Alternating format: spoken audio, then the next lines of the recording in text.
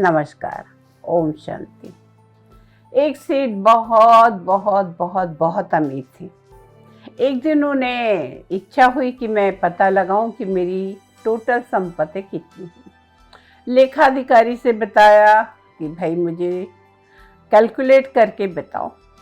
लेखाधिकारी ने कैलकुलेट करके बताया कि सेठ जी, आपकी 7 पीढ़ी बैठ के खा ले इतना धन आपके पास है। का बस का सेठ जी 7 पीढ़ी बैठ के खा सकती है? का जाओ तुम।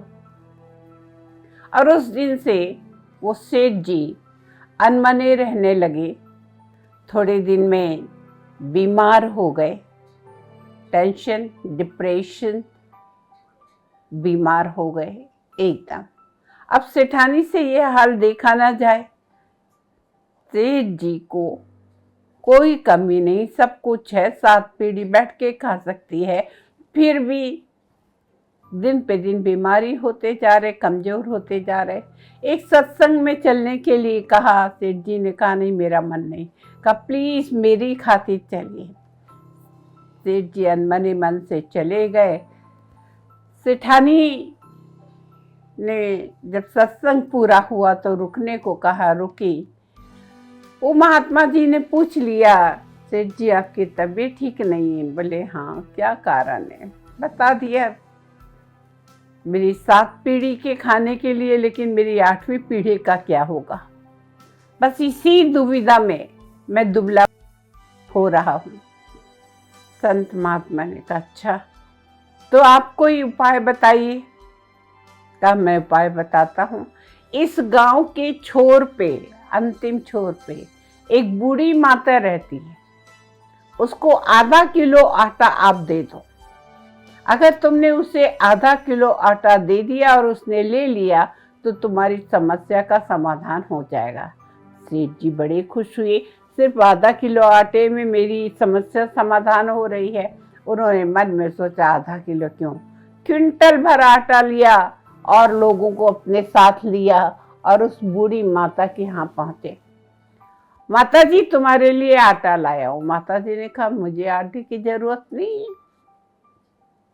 कहा क्विंटल भर आटा है, रख लो। कहा नहीं, मेरे पास तो जरूरत नहीं।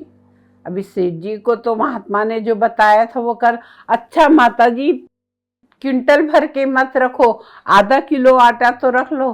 तो कहा आधा किलो आटा रख के क्या करूंगी? आधा किलो आटा तो मेरे पास है। तो कहा वो तो आज का हो जाएगा, कल के लिए रख लो। बोले कल के लिए मैं क्यों लेके रखूं? कल का कल ऊपर वाला देखेगा। जो चोंच देता है वो ताना भी देगा। मैं अभी से बोझ लेके क्यों रख लूं? अगर रात को ही मैं मर गई तो?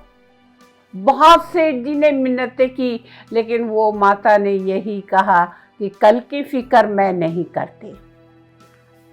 कल की फिक्र करने वाला ऊपर वाला बैठा है, मेरा मालिक। कल की कल देखूंगी, मैं नहीं ले सकती।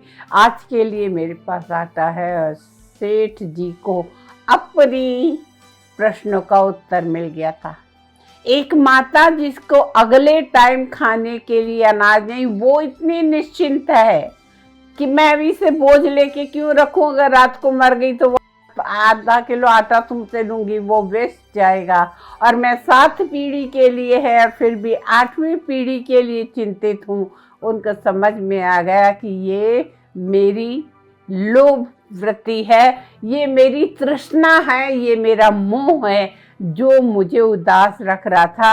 मैं को तो भगवान का कितना धन्यवाद अदा करना चाहिए कि लोगों के पास दूसरे टाइम खाने के लिए नहीं, मेरे पास 7 पीढ़ी को खाने के लिए है। फिर भी मैं परेशान हो रहा था कि मेरी 8वीं पीढ़ी का क्या होगा। कहने का तात्पर्य, सेठ जी की आंखें खुल गई और उन्होंने जाके महात्मा जी को धन्यवाद अदा किया कि आपने मेरी सारी समस्या का समाधान कर दिया। हमें आज में जीना है। आज को अगर हमने सफल कर लिया तो कल अपने आप सफल हो जाएगा।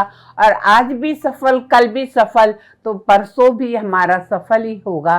कहने का तात्पर्य संतोष होना चाहिए जीवन में। तृष्णा, आशा ये तो कभी भी पूरी नहीं होती। ये जैसे जैसे उम्र बढ़ती है उतनी उतनी बढ़ती जाती है। और सेठ जी की आंख खुल गई।